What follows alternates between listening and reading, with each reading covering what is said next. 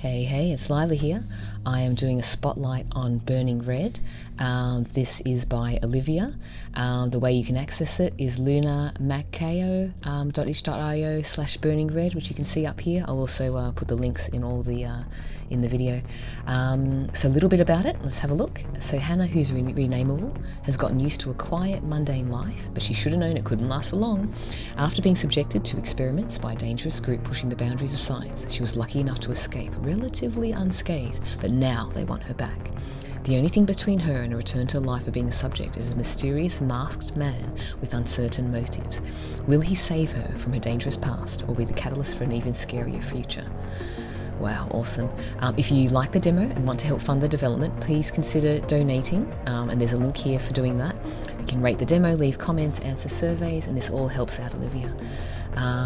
So it's just a quick spotlight. I obviously don't want to do too many spoilers because it really truly is something that you should be experiencing for yourself. However, very keen to help out Olivia and do a bit of a spotlight, of course. So Burning Red, here we go. Already I'm impressed by just the landing page. So even though it's really small, it's kind of like these red dust, kind of like so Burning Red, it's like fire embers, right? Kind of reminds me of that. The music is really cool, just kind of background music playing. The kind of icon for the game is kind of awesome. I can kind of see the chains and stuff going here. It looks like you got some weapons going on, maybe some balancing scales in there. I can see the love interest here. I can see the MC.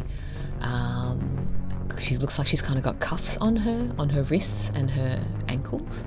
He looks like he's holding her like really easily. Like she kind of looks maybe small framed, he's kind of large framed, really muscular, really strong. He can hold her with one arm. Are you kidding me? He must be super buff. Anyway, he looks awesome. He's super hot, she's super hot. I mean, this is great. Okay, so preferences. I tend to like I like the background music, not too intense. Sound effects, I think I'm okay with them being high. Voice, I always like high. The text speed, I have a need for speed, so I like the text appearing really fast for me. And I think we're good. Yeah, happy with all of that. Yep, grand. Not safe for work content. Oh, the default is on, as if I'm going to change that. Okay, yeah, definitely on. Yes, please. We need more not safe for work otome games, absolutely. Baby Rain were awesome. The pounding bass and heavy drums. Okay, so it's just at some sort of concert. Fresh air hits me. A lot of the crowd heads in one direction. I set off for home. These boots aren't as worn as I thought they were when I put them on this evening. Oh no, yeah, I hate that about new shoes. Blisters and the mesh of my fishnets digging into them. So I get away from the central. There's barely a soul in sight. Yikes. The feeling of someone behind me is ever present. Oh dear, something's wrong. My feet continue moving. My head whips around to check the street behind me. There's no one there. The raised hairs on the back of my neck persist regardless. It's not the usual sense of vigilance. Walking home at night. Yeah, see, with these things, what would I do? I think I would probably take the hit and get a taxi. But you know, this is game, so obviously, you know, we've got to set the scene and the eeriness, etc. I think she has hardcore defense skills, so maybe it's okay, you know, like obviously this character versus me in real life, I think she actually has an ability to defend herself, whereas I personally don't. I'm not worried about that or the guy I rejected. It's the culmination of anxiety I've been feeling. Why is it that as soon as I feel comfortable, trouble comes to find me?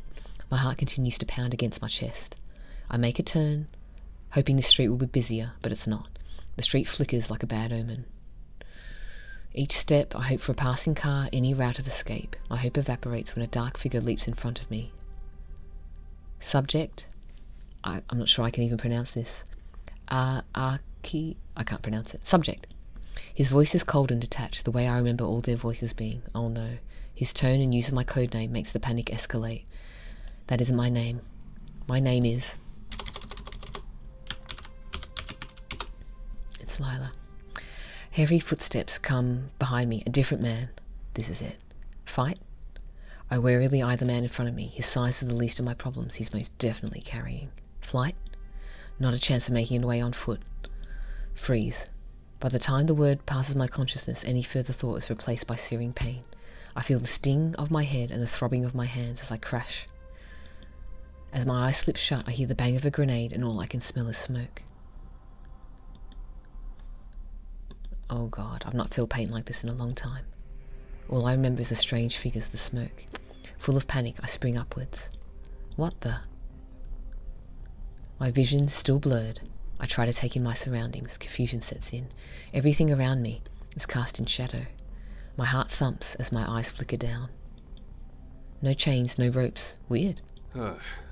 You're awake. Ooh. Have I got this high enough? Sorry. Let me hear his voice again. You're awake. Masked man, you're awake. A voice rings out from the dark. How long has it been? The blur clears and I settle on a figure in the shadows, a dark-clad man with a mask. My voice comes out shaky and strained. I can feel the dryness within. Most of the night. The voice is deep, husky. The way he speaks is casual, almost bored. You woke up once. Laid back down right away. Let me have a look at him. So masked man kind of reminds me like Phantom of the Opera style. He's got some cool rings, at least on one hand that we can see. He looks super buff and muscular. Hard to tell too much about him from here because the mask is covering his face. Mumbled something I didn't catch. Who? Is he one of the ones who was following me? I don't know why I'm here. I have a moment to spring into action if I want to gain some sort of upper hand. Would trying to run be pointless? What do I do? There's not much point trying to fight. Even from here I can tell the man is twice my size and clearly dangerous. He's wearing a mask and he kidnapped me. Well, maybe he kidnapped me. As far as kidnapping goes, this has got to be one of the tamer ones. The comfort setting and the lack of restraints may be luring me into a false sense of security. Who are you? Are you one of them? My voice sounds more strained and panicked than I intend to, betraying my feelings. I'm trying to remain strong. The men who attacked you? No. He almost sounds offended by the suggestion. I'm clearly suffering from a concussion at least, but even without that I'd still be confused. Doesn't make sense, nothing does. Then why am I here? And why are you wearing a mask? The second question slips out involuntarily as I'm unable to escape my own curiosity. I brought you back here. That's only half an answer, and so sarcastic too. And the men? From the scoff it leaves him, I can almost imagine the smirk underneath the menacing mask. Ran at the first sign of trouble. My head continues to throb. It's hard to be analytical when I've had all the sense knocked out of me. So why not take me to a hospital? It's a concussion. You'll be fine. Okay. I roll my eyes as if I didn't think it would add to the pain. He stands, and I finally appreciate his true size. He's huge, far more intimidating than the two men who were following me to begin with. You're welcome to take yourself to the hospital. I'm welcome? His wording suggests I'm free to leave, so not a kidnapping. No thanks. Not dealing with insurance over a glorified headache. If I have an aneurysm and die, I guess it was just meant to be. I continue to watch the masked man as he simply stands, arms folded over in his chest as he watches me from behind the mask. You didn't answer. Why the mask? He walks over to the kitchen area, ignoring my question entirely. He doesn't even look my way. Okay. Guess I'm not getting an answer to that one. Not gonna fight me? Is there any point? Not really. Staring at his large frame, I shiver at how easily he could overpower me considering my current state. Here. He turns to face me and makes his way over to the couch, a glass in one hand and a sleeve of pills in the other. I eye him and his offerings warily, partly from self-preservation, partly in residual confusion. Tylenol for the headache, water too. I can see his dark eyes narrow behind the mask as he waits for me to take it. A level of confusion and fear persists, as well as a logical amount of distrust. Fuck's sake. The stranger's voice is a growl as he turns away to obscure his face. He lifts his mask slightly, sipping the water before offering me the untainted side of the glass. Not poisoned. I take the glass, taking my own eager gulps that soothe my hoarse throat. Against my better judgment, I grab the pills, even though I don't take them right away. Thanks. It almost seems strange to thank my captor, or not captor, but whatever he is. Still uncertain he's rescued me or condemned me to a worse fate. My eyes narrow skeptically, looking at the hulking figure standing before me. As I stare him down, our gazes connect for a moment before he turns away, taking his seat away from me on the other sofa. I pull up my knees to my chest, wrapping around my arms around them protectively. Why did you take me? What do you want? It's his turn to narrow his eyes. His thick eyebrow, the visible one, furrows. Nothing. I find that hard to believe. Who just takes someone with no ulterior motive, with nothing in mind? You're free to go. He crosses his arms, the sizable muscles bulging at the fabric of his hood and jacket. Not like you're chained to the couch. He's right, no restraints, still in the clothes I left my apartment last night. No blood or visible bruises, besides the mean one at the back of my head. True, I suppose. Yet his presence alone almost feels like a threat. I can't outrun him, outfight him. I wouldn't know who to turn to for help, how to even begin explaining all of this. Testing the boundaries, I stand hesitantly. His eyes simply follow me. I return his blank look as each step I take brings me closer to the door.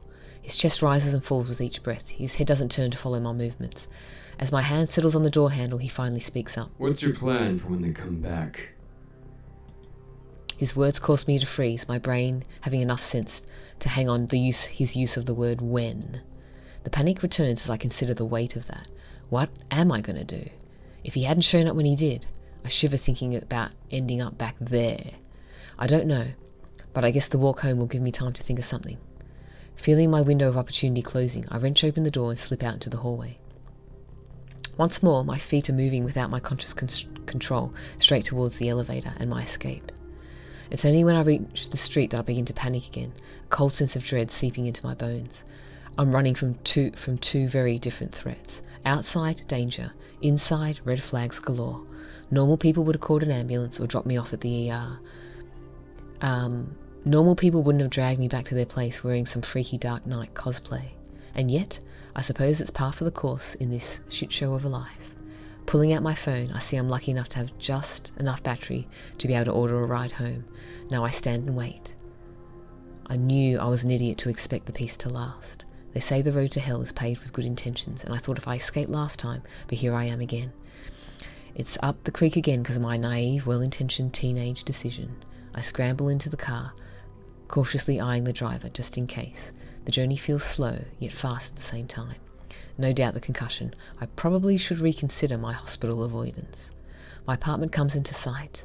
Here okay? Yeah. The steps into the building feel like a blur. Only once I'm inside, boots on my doormat, and the scent of black cherry wafting over to me, do I finally breathe a sigh of relief. I head straight to my room. Oh dear. Really, what am I going to do? Do I get in touch with my therapist? Drink myself into a stupor? That actually sounds like an amazing idea. Still, self-destruction's probably not the best route. I make my way back to the kitchen. Painkillers and sleep meds acquired, back to bed I go. I do not want to be awake to deal with the rest of this headache. First things first, returning my switchblade, Oti, to its prime spot under my spare pillow. Oti has spent the last few weeks relegated to the back of my nightstand drawer. I rifle carefully through the drawer until I find the smooth red aluminum handle. Mindlessly, I flick the mechanism back and forth, each click echoing through me. Climbing into bed, I embrace the comfort of my special pillow. It's something at least. When I open my eyes, the sun's already set. While the headache has eased somewhat, the anxiety certainly has not. I was hoping that the sleep would magically give me the mental capacity to think of a solution. No surprises that it hasn't. Should have gone for the alcohol route instead. A scratching sound draws my attention, sends my heart rate climbing. Before, I would have rationalised it as a neighbour cat coming in for pets. There's no way it could have been something crazy. But now, there's no way it can be anything else. Grabbing Oti, I tiptoe to the door, listening for further noise. The harsh creaks let me know exactly where the intruder is, and they're only coming closer. He can't keep running, subject. Their deep, accented voice echoes through the hallway. At least there's only one of them by the sounds of it. I need to prepare for his attack. This is where I do a save. Oops. Let's see. No. Can I...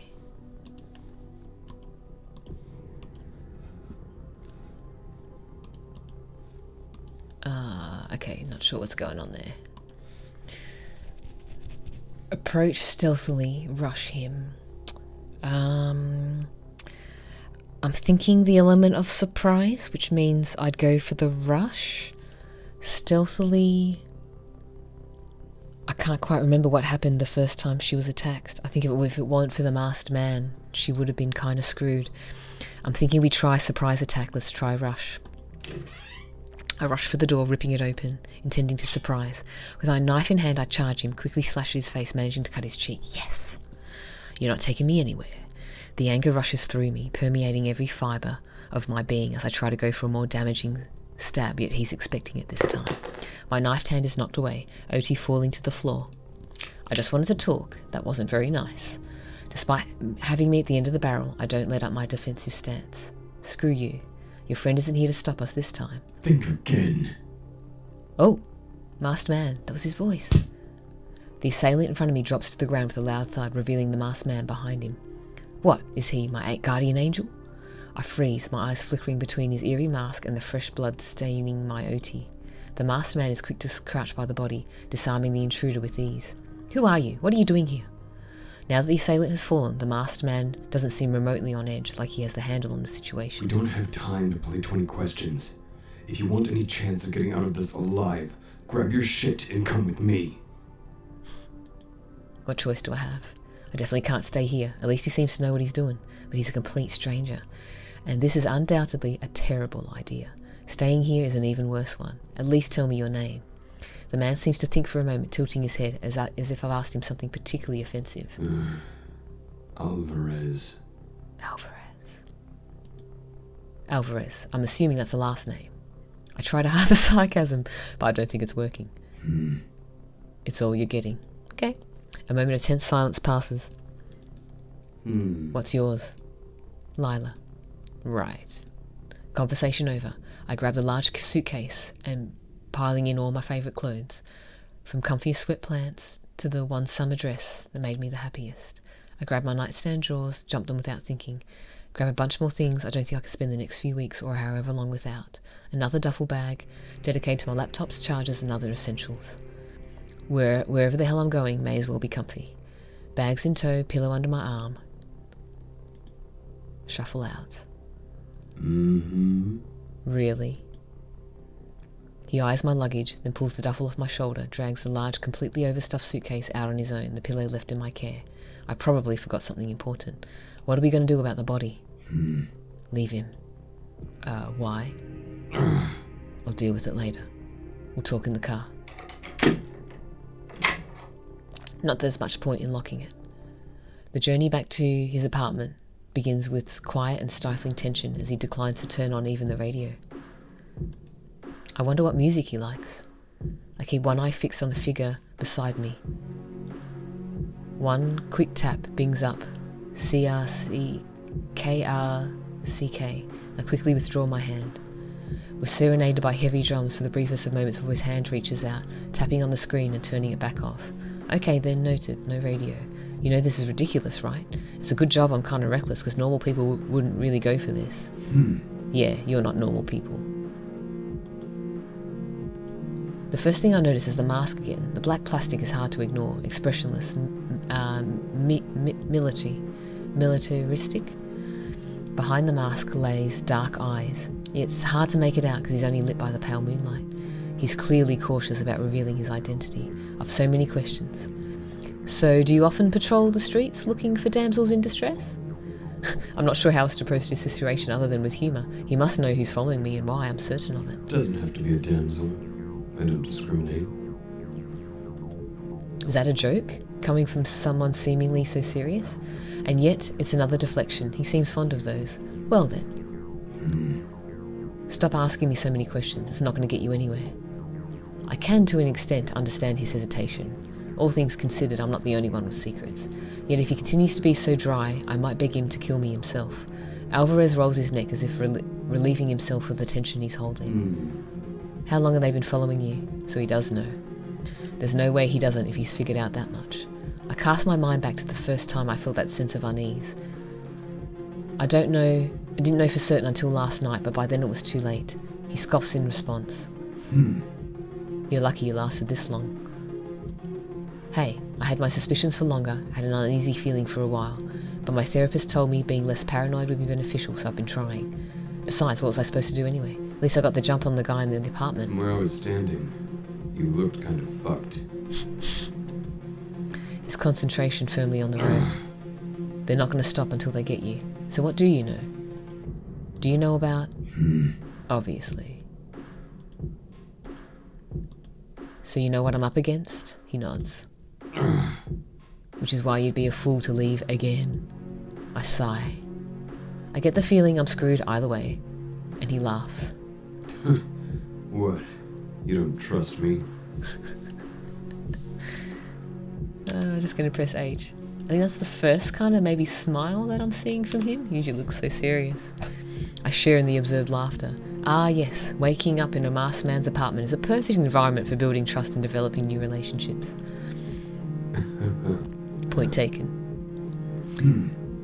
But if I wanted you dead, you would have never woken up in the first place. His honesty is chilling. And I wouldn't have bothered showing up a second time. Some predators like to play with their food. Maybe you wanted the kill for yourself. My temporary moment of confidence light dies down, but thanks for not killing me, I guess. Keep your questions to yourself, I might just change my mind. Haha, very funny. But you can't seriously expect me not to have a million questions. I'm pretty reckless, but I refuse to be completely naive. No questions about me personally then? I nod. I can set that boundary, I suppose. It's clear his Batman-esque identity is important to him. Okay, where to begin? So you know why they're after me. I'm assuming you weren't following me too? I was following them. Unlike you, they're actually decent at shaking a tail. Despite Alvarez's assessment of me being pretty accurate, I wish he'd keep such scathing retorts to himself. Wasn't aware it was something I was ever going to have to worry about again. Yeah, well, you and me both. So, you too? Not only he's aware, but he was part of it too. Yeah. He nods solemnly. She says her name. I lean over. Hades. Exchanging code names somehow feels more intense than sharing our real ones. Hades, wow, god of the underworld, look at you go. My natural defense mechanism kicks in. I find myself giggling, even if my chest has become steadily tightening with every passing minute. What did I do to you? Make you a killing machine? The gravity of the situation, my tactless comment hits me as Alvarez gives me a look that tightens my throat too. Seems like I hit a bit too close to home. Sorry. The tension remains. She who washes away pain. I whimsically affect my voice, living up to the poetic meaning of the name. As far as Greek goddesses go, I definitely got one of the better options to be modelled after. Makes sense. What do you mean? He takes a moment to think before he continues. It's a river in Greece, must have some relation. Is he a fan or a geography one? I guess there are more pressing issues. Do I tell him? Surely under the circumstances I can trust him with this. Maybe it'll make me less useful to him or less of a threat. Not sure why they want me back. It never worked for me anyway. The revealing words tumble out of my mouth before I can reconsider. Some of us weren't so lucky. His harsh voice snaps. What did they do to him? I can't help to wonder whether he's always this way, closed off, temperamental. Yeah, I know. So basically if I leave here right now, I'm either dead or recaptured, which is probably worse. I don't like this either if it helps. What a confusing man. You could have just let them take me. He snorts. Both of us have been put in a situation we don't have a choice. What is it that binds him with this mission? Is it his fear of being taken back to? Or his apparent sense of duty that ties him to my side? You're not whatever monster they may try to make you into. I try to offer words of comfort. He offers no response. I might not know anything about him, but at least I know that last night he saved me. Thanks, again. My voice comes out meek, cautious.